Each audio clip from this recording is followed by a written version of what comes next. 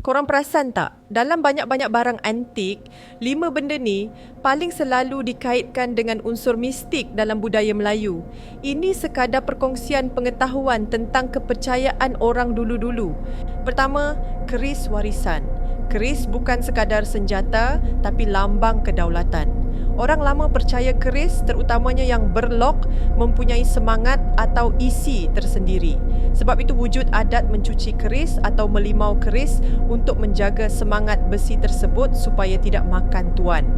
Kedua, cincin permata lama. Dalam banyak kisah rakyat, cincin lama sering dikaitkan dengan pemindahan saka. Ada kepercayaan mengatakan jika pewaris memakai cincin tersebut, dia secara tidak langsung bersetuju untuk menerima pendamping pemilik asal. Ketiga, tempayan.